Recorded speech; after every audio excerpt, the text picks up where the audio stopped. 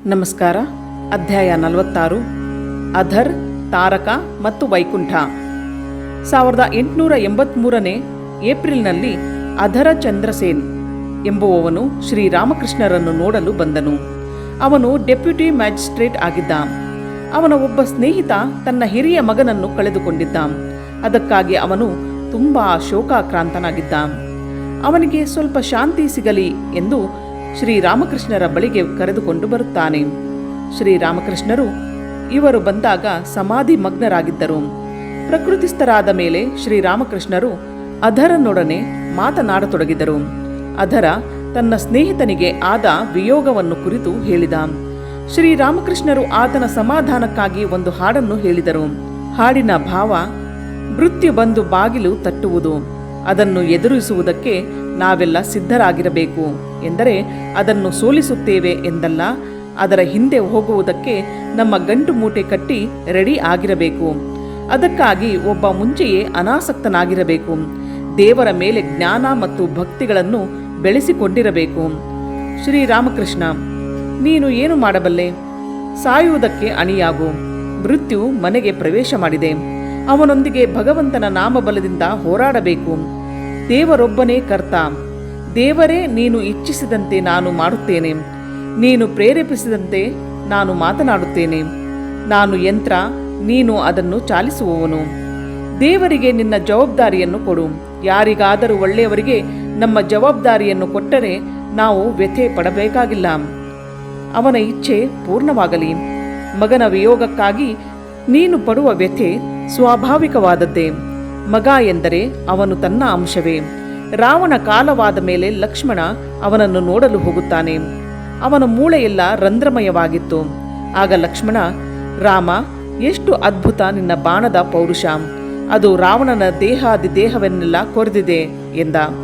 ಆಗ ರಾಮ ಎಂದ, ತಮ್ಮ ಲಕ್ಷ್ಮಣ, ನೀನು ರಾವಣನ ದೇಹದಲ್ಲಿ ನೋಡುವ ರಂಧ್ರಗಳು ನನ್ನ ಬಾಣದಿಂದ ಆಗಿದ್ದಲ್ಲ, ಅವೆಲ್ಲ ಪುತ್ರ ಶೋಕದಿಂದ ಆಗಿರುವುದು. ಈ ರಂಧ್ರಗಳೆಲ್ಲ ಅವನ ದುಃಖದ ಗುರುತು. ಅದು ಇವನ ಮೂಳೆಯನ್ನೆಲ್ಲ ಕೊರೆದಿದೆ. ಹೆಂಡತಿ, ಮನೆ, ಮಕ್ಕಳು ಎಲ್ಲವೂ ಕ್ಷಣಿಕ.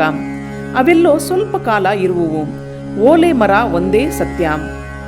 ಅದರಿಂದ ಒಂದೆರಡು ಹಣ್ಣು ಉದುರಿ ಹೋದರೆ ಅದಕ್ಕೆ ವ್ಯಥೆ ಏತಕ್ಕೆ ಪಡುವೆ? ದೇವರು ಸೃಷ್ಟಿ, ಸ್ಥಿತಿ, ಪ್ರಳಯಗಳನ್ನು ಮಾಡುತ್ತಿರುವನು. ಸಾವು ನಿಶ್ಚಯ. ಪ್ರಳಯ ಕಾಲದಲ್ಲಿ ಎಲ್ಲವೂ ನಾಶವಾಗುತ್ತದೆ, ಯಾವುದೂ ಇರುವುದಿಲ್ಲ. ಆ ಸಮಯದಲ್ಲಿ ಜಗನ್ಮಾತೆ ಮುಂದಿನ ಸೃಷ್ಟಿಗೆ ಬೀಜವನ್ನು ಆಯ್ದು ಇಡುವಳು. ಹೊಸ ಸೃಷ್ಟಿ ಆದಾಗ ಅವಳು ಆ ಬೀಜವನ್ನೆಲ್ಲ ಬಿತ್ತುವಳು. ಶ್ರೀರಾಮಕೃಷ್ಣ ಅಧರನಿಗೆ, ನೀನು ಡೆಪ್ಯೂಟಿ ಮ್ಯಾಜಿಸ್ಟ್ರೇಟ್ ಆಗಿರುವೆ. ಭಗವಂತನ ದಯೆಯಿಂದಲೇ ನಿನಗೆ ಅದು ಬಂದಿದೆ ಎಂಬುದನ್ನು ಜ್ಞಾಪಕದಲ್ಲಿಡು. ದೇವರನ್ನು ಮರೆಯಬೇಡ. ತಿಳಿದುಕೋ, ನಾವೆಲ್ಲ ಪ್ರಪಂಚವನ್ನು ಬಿಡಬೇಕು ಎಂಬುದನ್ನು. ನಾವು ಈ ಪ್ರಪಂಚದಲ್ಲಿರುವುದು ಕೆಲವು ದಿನಗಳಷ್ಟೇ. ಈ ಪ್ರಪಂಚ ನಮ್ಮ ಕರ್ಮಕ್ಷೇತ್ರ. ನಾವು ಕೆಲವು ಕೆಲಸಗಳನ್ನು ಮಾಡುವುದಕ್ಕೆ ಹುಟ್ಟುತ್ತೇವೆ. ಜನರಿಗೆ ಹಳ್ಳಿಯಲ್ಲಿ ಮನೆಗಳಿವೆ. ಕಲ್ಕತ್ತೆಗೆ ಕೆಲಸದ ಮೇಲೆ ಬಂದಿರುವರು, ಅದಾದ ಮೇಲೆ ಹೋಗುವರು. ಪ್ರಾರಂಭದಲ್ಲಿ ಸ್ವಲ್ಪ ಕೆಲಸ ಮಾಡಬೇಕು. ಇದು ನಮಗೆ ಒಂದು ಶಿಸ್ತನ್ನು ಕೊಡುವುದು. ಆದರೆ ಒಬ್ಬ ಅದನ್ನು ಬೇಗ ಪೂರೈಸಬೇಕು. ಚಿನ್ನವನ್ನು ಕರಗಿಸುವಾಗ ಅಕ್ಕಸಾಲಿಗ, ತಿದಿ, ಊದುಕೊಳವೆ, ಬೀಸಣಿಗೆ ಎಲ್ಲವನ್ನೂ ಉಪಯೋಗಿಸುತ್ತಾನೆ. ಬೆಂಕಿ ಬೇಗ ಆಗಲಿ ಚಿನ್ನ ಕರಗಿಸುವುದಕ್ಕೆ ಎಂದು. ಚಿನ್ನ ಕರಗಿದ ಮೇಲೆ ಅವನು ಸ್ವಲ್ಪ ಸುಧಾರಿಸಿಕೊಳ್ಳುತ್ತಾನೆ. ತನ್ನ ಕೈ ಕೆಳಗೆ ಇರುವವನಿಗೆ ತಂಬಾಕನ್ನು ತಯಾರು ಮಾಡು ಎನ್ನುತ್ತಾನೆ. ಅದ್ಭುತವಾದ ಇಚ್ಛಾಶಕ್ತಿ ಇರಬೇಕು. ಆಗ ಮಾತ್ರ ಒಬ್ಬ ಆಧ್ಯಾತ್ಮಿಕ ಜೀವನದಲ್ಲಿ ಮುಂದುವರಿಯಬಲ್ಲ. ಭಗವಂತನ ನಾಮವೆಂಬ ಬೀಜದಲ್ಲಿ ಅದ್ಭುತವಾದ ಶಕ್ತಿ ಸುಪ್ತವಾಗಿದೆ. ಅದು ನಮ್ಮ ಅಜ್ಞಾನವನ್ನು ನಾಶ ಮಾಡುವುದು. ಬೀಜ ಮೆತ್ತಗಿದೆ, ಸಸಿ ಎಳೆಯದಾಗಿದೆ, ಆದರೂ ಅದು ಎಂತಹ ಗಟ್ಟಿ ನೆಲವನ್ನಾದರೂ ಭೇದಿಸುವುದು. ಒಬ್ಬ ಕಾಮಕಾಂಚನದೊಂದಿಗೆ ಬಹಳ ಕಾಲ ಜೀವಿಸಿದರೆ ಅವನ ಮನಸ್ಸು ಮಲಿನವಾಗುವುದು. ಆದ ಕಾರಣ ಒಬ್ಬ ಜಾಗರೂಕನಾಗಿರಬೇಕು. ಆದರೆ ಸನ್ಯಾಸಿಗಳು ಅಂಜಬೇಕಾಗಿಲ್ಲ. ನಿಜವಾದ ಸನ್ಯಾಸಿ ಕಾಮಕಾಂಚನದಿಂದ ದೂರ ಇರುವನು. ಸಾಧ್ಯವಾದಷ್ಟು ಅವನು ತನ್ನ ಮನಸ್ಸನ್ನು ದೇವರ ಮೇಲೆ ಇಡಬೇಕು. ಸದಾ ಭಗವಂತನನ್ನು ಚಿಂತಿಸುವ ಸಾಧುವಿನ ಮನಸ್ಸು ಜೇನಿನ ನೊಣದಂತೆ. ಅದು ಹೂವಿನ ಮೇಲೆ ಮಾತ್ರ ಕುಳಿತು ಮಕರಂದವನ್ನು ಹೀರುವುದು. ಆದರೆ ಕಾಮಕಾಂಚನಗಳ ಮಧ್ಯದಲ್ಲಿ ಸಿಕ್ಕಿದ ಸಾಧಾರಣ ಮನುಷ್ಯನಾದರೂ ಯಾವಾಗಲೋ ಒಂದೊಂದು ಸಲ ದೇವರನ್ನು ಕುರಿತು ಚಿಂತಿಸಬಹುದು. ಆದರೆ ಅವರ ಮನಸ್ಸು ಈ ಲೋಕದ ವಿಷಯಗಳೆಂಬ ತಿಪ್ಪೆಯ ಮೇಲೆ ಹೋಗುವುದು. ಅದು ಸಾಧಾರಣ ನೊಣದಂತೆ. ಈಗ ಅದು ಒಳ್ಳೆಯ ಮಿಠಾಯಿಯ ಮೇಲೂ ಕುಳಿತುಕೊಳ್ಳುವುದು, ಸ್ವಲ್ಪ ಹೊತ್ತಿನ ಬಳಿಕ ಕಸದ ಗುಂಡಿಯ ಮೇಲೂ ಕುಳಿತುಕೊಳ್ಳುವುದು. ಯಾವಾಗಲೂ ಮನಸ್ಸನ್ನು ಭಗವಂತನ ಮೇಲೆ ಕೇಂದ್ರೀಕರಿಸು. ಮೊದಮೊದಲು ಅದಕ್ಕೆ ಸ್ವಲ್ಪ ಕಷ್ಟಪಡಬೇಕು, ಅನಂತರ ನಿನಗೆ ಪೆನ್ಷನ್ ಬರುವುದು. ಪ್ರಥಮದಲ್ಲೇ ಅದರ ಶ್ರೀರಾಮಕೃಷ್ಣರ ಬೋಧನೆಗೆ ಮಾರು ಹೋದ. ಅವನು ದಕ್ಷಿಣೇಶ್ವರಕ್ಕೆ ಪದೇ ಪದೇ ಬರುತ್ತಿದ್ದ. ಅವನು ಪ್ರತಿದಿನವೂ ತನ್ನ ಕೆಲಸ ಮುಗಿಸಿಕೊಂಡು ಬರುತ್ತಿದ್ದ. ಶ್ರೀರಾಮಕೃಷ್ಣರು ಅವನ ಮನೆಗೆ ಮಧ್ಯೆ ಮಧ್ಯೆ ಹೋಗುತ್ತಿದ್ದರು. ಆಗ ಸಂಕೀರ್ತನೆ, ಪ್ರವಚನಗಳನ್ನು ನಡೆಸುತ್ತಿದ್ದರು. ಒಮ್ಮೊಮ್ಮೆ ಶ್ರೀರಾಮಕೃಷ್ಣರಿಗೆ ಅದರನ ಮನೆ ತಮಗೆ ಸೇರಿದ್ದು ಎಂಬ ಭಾವನೆ ಬರುತ್ತಿತ್ತು. ಒಂದು ದಿನ ಅದರ ಶ್ರೀರಾಮಕೃಷ್ಣರು ತಮ್ಮ ಮನೆಗೆ ಬಹಳ ದಿನಗಳಿಂದ ಬರಲಿಲ್ಲವೆಂದು ವ್ಯಥೆ ಪಡುತ್ತಿದ್ದ. ಅವರು ತಮ್ಮ ಮನೆಗೆ ಬರುವುದಕ್ಕಾಗಿ ದೇವರಲ್ಲಿ ಹೃತ್ಪೂರ್ವಕವಾಗಿ ಪ್ರಾರ್ಥಿಸಿದ. ಅಂದಿನ ಸಂಜೆಯೇ ಶ್ರೀರಾಮಕೃಷ್ಣರು ರಾಮಲಾಲ, ಮಹೇಂದ್ರನಾಥ ಮತ್ತು ಬೇರೆ ಕೆಲವು ಭಕ್ತರೊಡನೆ ಅವನ ಮನೆಗೆ ಬಂದರು. ಆ ದಿನ ರಾಮಲಾಲ ಹಾಡಿದ. ಶ್ರೀರಾಮಕೃಷ್ಣರು ಅವನೊಂದಿಗೆ ಮಾತನಾಡಿದ ಮೇಲೆ ಜದುಮಲ್ಲಿಕನ ಮನೆಗೆ ಹೋದರು. ಒಂದು ಸಲ ಕೆಲವು ದಿನಗಳು ಅದರ ದಕ್ಷಿಣೇಶ್ವರಕ್ಕೆ ಬರಲಿಲ್ಲ. ಅನಂತರ ಬಂದಾಗ ಶ್ರೀರಾಮಕೃಷ್ಣರು ಕೇಳಿದರು, ಏತಕ್ಕೆ ಇಷ್ಟು ದಿನ ಬರಲಿಲ್ಲ ಎಂದು. ಅದಕ್ಕೆ ಅದರ ಸ್ಕೂಲು ಮುಂತಾದವುಗಳಿಗೆ ಸೇರಿದ ಹಲವು ಮೀಟಿಂಗುಗಳಿಗೆ ಹೋಗಬೇಕಾಗಿತ್ತು, ಸಮಯವೇ ಸಿಕ್ಕಲಿಲ್ಲ ಎಂದ. ಆಗ ಶ್ರೀರಾಮಕೃಷ್ಣರು ಅವುಗಳಿಗೆ ಹೋಗುವ ಸಡಗರದಲ್ಲಿ ನಮ್ಮನ್ನು ಸಂಪೂರ್ಣ ಮರೆತು ಬಿಟ್ಟೆ ಎಂದು ಹೇಳಿದರು. ಅನಂತರ ಹೇಳಿದರು, ನೋಡು, ಇವುಗಳೆಲ್ಲ ಅನಿತ್ಯ. ಈ ಸ್ಕೂಲು, ಮೀಟಿಂಗು, ಆಫೀಸು ಎಲ್ಲ ಕ್ಷಣಿಕ. ದೇವರೊಬ್ಬನೇ ಸತ್ಯ, ಉಳಿದವುಗಳೆಲ್ಲ ಅನಿತ್ಯ. ಮನುಷ್ಯ ತನ್ನ ಇಡೀ ಆಯುಷ್ಯನ್ನು ದೇವರ ಚಿಂತನೆಯಲ್ಲಿ ಕಳೆಯಬೇಕು. ಇವುಗಳೆಲ್ಲ ಅನಿತ್ಯ. ಈ ದೇಹ ಸಾಯಲೇಬೇಕು. ಸಾವು ಯಾವಾಗ ಬರುವುದೋ ಅದು ನಮಗೆ ಗೊತ್ತಿಲ್ಲ. ಮುಂಚೆಯೇ ದೇವರನ್ನು ಪ್ರಾರ್ಥಿಸಬೇಕು. ಕಾಲ ಮೀರಿದರೆ ವ್ಯಥೆ ಪಡಬೇಕಾಗುವುದು. ಅದರ ತುಂಬ ವ್ಯಥೆ ಪಟ್ಟ. ಮಹಾಶಯರೇ, ನೀವು ನಮ್ಮ ಮನೆಗೆ ಬಂದು ತುಂಬಾ ದಿನ ಆಯಿತು. ಅಲ್ಲೆಲ್ಲ ಸಂಸಾರದ ವಾಸನೆ ತುಂಬಿ ಹೋಗಿದೆ ಎಂದ. ಶ್ರೀರಾಮಕೃಷ್ಣರು ಅವನ ಮಾತನ್ನು ಕೇಳಿ ಪರವಶರಾದರು. ಎದ್ದು ನಿಂತು ಅವರು ಅದರನ ಎದೆ ಮತ್ತು ತಲೆಯನ್ನು ಮುಟ್ಟುತ್ತಾರೆ. ಅನಂತರ ಬಹಳ ಪ್ರೀತಿಯಿಂದ, ನಾನು ನಿನ್ನನ್ನು ಸಾಕ್ಷಾತ್ ಭಗವತ್ ಸ್ವರೂಪಿ ಎಂದೇ ನೋಡುತ್ತೇನೆ, ನೀನು ನನಗೆ ಸೇರಿದವನು ಎಂದರು. ಸ್ವಲ್ಪ ದಿನಗಳಾದ ಮೇಲೆ ಅದರ ಕಲ್ಕತ್ತೆಯ ಮುನ್ಸಿಪಾಲಿಟಿಯಲ್ಲಿ ವೈಸ್ ಚೇರ್ಮನ್ ಅಧಿಕಾರಕ್ಕೆ ಅರ್ಜಿ ಹಾಕಿದ.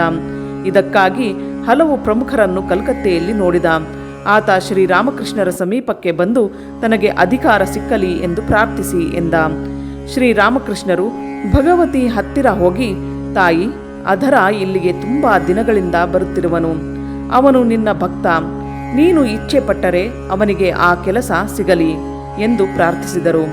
ತಕ್ಷಣವೇ ಭಗವತಿಯ ಹತ್ತಿರ, ಅವನೆಂತಹ ಮೂಢ, ನಿನ್ನಲ್ಲಿ ಭಕ್ತಿ ಜ್ಞಾನಗಳನ್ನು ಬೇಡುವುದು ಬಿಟ್ಟು ಇಂತಹ ಅಲ್ಪ ವಸ್ತುಗಳನ್ನು ಕೇಳುತ್ತಿರುವವನಲ್ಲ ಎಂದರು. ಅದರನಿಗೆ ಕೆಲಸ ಸಿಗಲಿಲ್ಲ.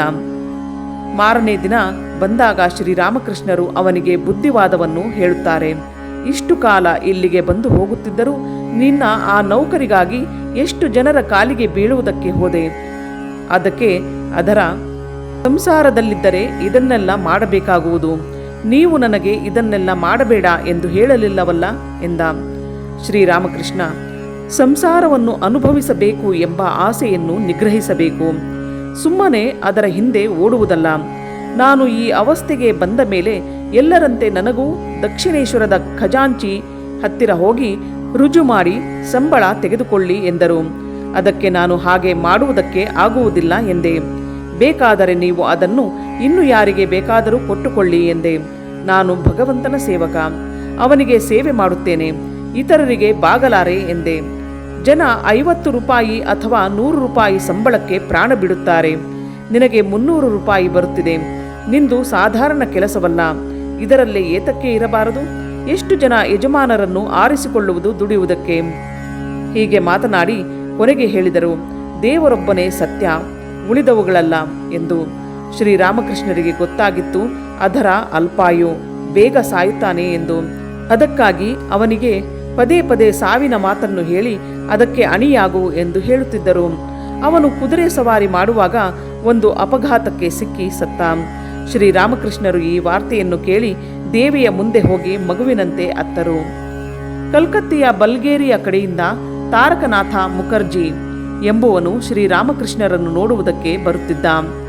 ಅವನು ಮದುವೆಯಾಗಿ ಗೃಹಸ್ಥನಂತೆ ಬಾಳುತ್ತಿದ್ದರೂ ಅವನು ಧಾರ್ಮಿಕ ವ್ಯಕ್ತಿ. ಹಲವು ಒಳ್ಳೆಯ ಗುಣಗಳು ಅವನಲ್ಲಿ ಇದ್ದವು. ಅವನು ಶ್ರೀರಾಮಕೃಷ್ಣರನ್ನು ನೋಡುವುದು ಅವರ ಮನೆಯವರಿಗೆ ಇಚ್ಛೆ ಇರಲಿಲ್ಲ, ಆದರೂ ಬರುತ್ತಿದ್ದ. ಶ್ರೀರಾಮಕೃಷ್ಣರು ಇವನಿಗೆ ಗೃಹಸ್ಥ ಭಕ್ತರಲ್ಲಿ ಉತ್ತಮ ಸ್ಥಾನವನ್ನು ಕೊಟ್ಟಿದ್ದರು. ಒಂದು ದಿನ ಶ್ರೀರಾಮಕೃಷ್ಣರು ಅವನಿಗೆ, ಜೋಕೆ, ಕಾಮ ಕಾಂಚನದ ಬಲೆಗೆ ಬೀಳಬೇಡ. ಕಾಮದ ಕೆಸರಿನಲ್ಲಿ ಬಿತ್ತು ಎಂದರೆ ಅನಂತರ ಅದರಿಂದ ತಪ್ಪಿಸಿಕೊಂಡು ಬರುವುದಕ್ಕೆ ಆಗುವುದಿಲ್ಲ. ಒಂದು ಸಲ ಅದರಲ್ಲಿ ಬಿತ್ತು ಎಂದರೆ ಆಯಿತು, ಅದರಿಂದ ಬದುಕಿ ಬರುವಂತಿಲ್ಲ. ಇಲ್ಲಿಗೆ ಮಧ್ಯೆ ಮಧ್ಯೆ ಬರುತ್ತಿರು ಎಂದರು. ತಾರಕ, ನಮ್ಮ ಮನೆಯವರಿಗೆ ನಾನು ಇಲ್ಲಿಗೆ ಬರುವುದು ಹಿಡಿಸುವುದಿಲ್ಲ. ಒಬ್ಬ ಭಕ್ತ, ಒಬ್ಬನ ತಾಯಿ ತನ್ನ ಮಗನಿಗೆ, ನೀನು ದಕ್ಷಿಣೇಶ್ವರಕ್ಕೆ ಹೋಗಬೇಡ, ಹೋದರೆ ಶಾಪ ಹಾಕುತ್ತೇನೆ ಎಂದರೆ ಏನು ಮಾಡಬೇಕು?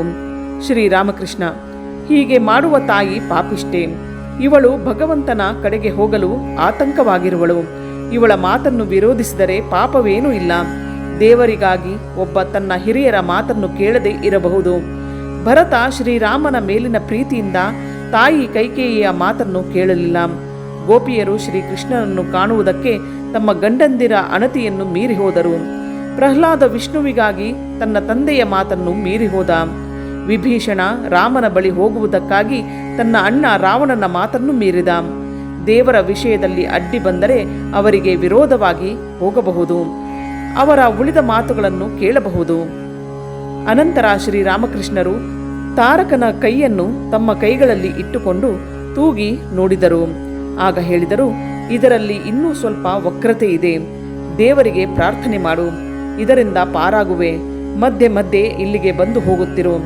ಶ್ರೀರಾಮಕೃಷ್ಣರು ಒಂದು ದಿನ ಸಮಾಧಿಯಲ್ಲಿದ್ದಾಗ ತಾರಕನ ಎದೆಯ ಮೇಲೆ ತಮ್ಮ ಕಾಲನ್ನು ಇಟ್ಟರು. ವಿಶೇಷವಾದ ಕೃಪೆಯನ್ನು ಅವನಿಗೆ ತೋರಿದರು. ಒಂದು ದಿನ ತಾರಕ ದಕ್ಷಿಣೇಶ್ವರದಿಂದ ಅವನ ಮನೆಗೆ ಹೋಗುತ್ತಿದ್ದಾಗ ಶ್ರೀರಾಮಕೃಷ್ಣರು ತಮ್ಮ ದೇಹದಿಂದ ಒಂದು ಜ್ಯೋತಿ ಅವನ ಹಿಂದೆಯೇ ಹೋಯಿತು ಎನ್ನುತ್ತಾರೆ. ವೈಕುಂಠನಾಥ ಸನ್ಯಾಲ್ ಎಂಬುವನು ಶ್ರೀರಾಮಕೃಷ್ಣರ ಮತ್ತೊಬ್ಬ ಭಕ್ತ. ಅವನಿಗೆ ಬಾಲ್ಯದಲ್ಲಿ ಭಗವಂತನ ಮೇಲೆ ಭಕ್ತಿ ಇದ್ದರೂ ವಯಸ್ಸಾದಂತೆ ಅವುಗಳೆಲ್ಲ ಹೊರಟು ಹೋಗಿ ಅವನು ಸಂಶಯವಾದಿ ಆಗುವನು. ಅವನಿಗೆ ಒಬ್ಬ ಯೋಗ್ಯ ಗುರುವಿನ ಸಂಪರ್ಕದಿಂದ ಶಾಂತಿ ಸಿಕ್ಕಿತು. ಆ ಗುರುವೇ ಇವನನ್ನು ಶ್ರೀರಾಮಕೃಷ್ಣರ ಬಳಿಗೆ ಹೋಗು ಎಂದನು. ಆದರೆ ಮೊದಲು ವೈಕುಂಠ ದಕ್ಷಿಣೇಶ್ವರಕ್ಕೆ ಹೋಗಲು ಅನುಮಾನಿಸಿದನು. ಅನಂತರ ಶ್ರೀರಾಮಕೃಷ್ಣರ ಒಬ್ಬ ಭಕ್ತನೊಡನೆ ಅಲ್ಲಿಗೆ ಹೋದ.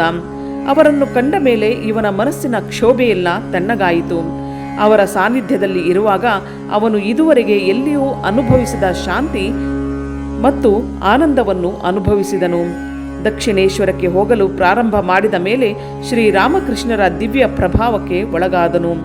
ಒಂದು ದಿನ ಶ್ರೀರಾಮಕೃಷ್ಣರು ತಮ್ಮ ಕೋಣೆಯಲ್ಲಿದ್ದ ಸಂಕೀರ್ತನ ವೃಂದದೊಂದಿಗೆ ಹೋಗುತ್ತಿದ್ದ ಚೈತನ್ಯನ ಚಿತ್ರವನ್ನು ತೋರಿ, ನೋಡು, ಅವರೆಲ್ಲ ಹೇಗೆ ಭಗವದ್ ಭಕ್ತಿಯಿಂದ ಪರವಶರಾಗಿದ್ದಾರೆ ಎನ್ನುತ್ತಾರೆ. ವೈಕುಂಠ, ಆದರೆ ಅವರೆಲ್ಲ ಹೀನ ಕುಲದವರು. ಶ್ರೀರಾಮಕೃಷ್ಣ, ನೀನು ಏನು ಮಾತನಾಡುತ್ತೀಯೇ? ಹೀಗೆ ಇನ್ನೊಮ್ಮೆ ಹೇಳಬೇಡ. ವೈಕುಂಠ, ಏಕೆ ಮಹಾಶಯರೇ? ನಾನು ನದಿಯ ಕಡೆಯಿಂದ ಬರುತ್ತೇನೆ. ಈ ವೈಷ್ಣವರೆಲ್ಲ ಬರುವುದು ಅಲ್ಲಿಯ ಕೀಳು ಕುಲದಿಂದ ಎಂಬುದು ನನಗೆ ಗೊತ್ತಿದೆ. ಶ್ರೀರಾಮಕೃಷ್ಣ, ಏನು, ನೀನು ನದಿಯಾದಿಂದ ಬರುತ್ತೀಯಾ? ಹಾಗಾದರೆ ನಿನಗೆ ನಮಸ್ಕಾರ. ನೋಡು, ರಾಮಚಂದ್ರ ಮುಂತಾದ ಕೆಲವು ಭಕ್ತರು ಇದನ್ನು ತಮ್ಮ ದೇಹವನ್ನು ತೋರಿ ಒಂದು ಅವತಾರ ಎನ್ನುತ್ತಾರೆ. ನಿನಗೆ ಹೇಗೆ ಅನ್ನಿಸುತ್ತದೆ? ವೈಕುಂಠ, ಇದೇನು ತುಂಬಾ ದೊಡ್ಡ ಸ್ತುತಿ ಏನೂ ಅಲ್ಲ ಎಂದು ನಾನು ಹೇಳಬೇಕಾಗಿದೆ. ಶ್ರೀರಾಮಕೃಷ್ಣ, ನನಗೇನೋ ಆಶ್ಚರ್ಯ. ಅದನ್ನು ಏತಕ್ಕೆ ಅಂತಹ ದೊಡ್ಡ ಸ್ತುತಿಯಲ್ಲ ಎಂದು ಹೇಳುತ್ತೀಯಾ? ವೈಕುಂಠ, ಮಹಾಶಯರೇ, ಅವತಾರ ಎಂದರೆ ಭಗವಂತನ ವಿಶೇಷ ಅಂಶದ ಆವಿರ್ಭಾವ. ಅದು ಕೆಲವು ವೇಳೆ ಸ್ವಲ್ಪ ಕಡಿಮೆ ಇರಬಹುದು, ಕೆಲವು ವೇಳೆ ಸ್ವಲ್ಪ ಜಾಸ್ತಿ ಇರಬಹುದು. ಆದರೆ ನಾನು ನಿಮ್ಮನ್ನು ಸಾಕ್ಷಾತ್ ಶಿವನಂತೆಯೇ ನೋಡುತ್ತೇನೆ. ಶ್ರೀರಾಮಕೃಷ್ಣ, ಹಾಗೇನು? ವೈಕುಂಠ, ಹೌದು, ನಾನು ಹಾಗೆಯೇ ಭಾವಿಸುವುದು. ಭಾವಿಸದೆ ವಿಧಿ ಇಲ್ಲ. ನೀವು ನನಗೆ ಶಿವನ ಮೇಲೆ ಧ್ಯಾನ ಮಾಡು ಎಂದು ಹೇಳಿದಿರಿ. ಆದರೆ ನಾನು ಎಷ್ಟೇ ಪ್ರಯತ್ನ ಮಾಡಿದರೂ ಸಾಧ್ಯವಾಗಲಿಲ್ಲ. ನಾನು ಧ್ಯಾನ ಮಾಡುವುದಕ್ಕೆ ಕುಳಿತಾಗಲೆಲ್ಲ ನಿಮ್ಮ ಮಂದಹಾಸದ ಮುಖ ನನ್ನ ಕಣ್ಣ ಮುಂದೆ ಬಂದು ನಿಲ್ಲುವುದು. ಅದನ್ನು ಅಳಿಸುವುದಕ್ಕೆ ಆಗುವುದಿಲ್ಲ.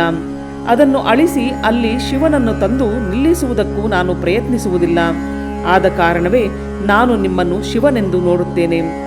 ಶ್ರೀರಾಮಕೃಷ್ಣ ಮಂದಹಾಸದಿಂದ, ನೀನು ವಿಸ್ಮಯವನ್ನು ಉಂಟು ಮಾಡುತ್ತಿರುವೆ. ಆದರೆ ನನಗೆ ಗೊತ್ತಿದೆ, ನಿನ್ನ ರೋಮಕೂಪಕ್ಕೂ ನಾನು ಸಮನಲ್ಲ ಎಂಬುದು. ಇದುವರೆಗೆ ನಿನ್ನ ವಿಷಯವಾಗಿ ನಾನು ಚಿಂತಿಸುತ್ತಿದ್ದೆ. ಈಗ ನನಗೆ ತೃಪ್ತಿಯಾಯಿತು. ಶ್ರೀರಾಮಕೃಷ್ಣರು ವೈಕುಂಠ ತಮ್ಮನ್ನು ಈ ದೃಷ್ಟಿಯಿಂದ ನೋಡುತ್ತಾನೆ ಎಂಬುದನ್ನು ತಿಳಿದಾಗ ಅವರಿಗೆ ನೆಮ್ಮದಿಯಾಗುವುದು. ಅಧ್ಯಾಯ 46 ಮುಗಿಯಿತು.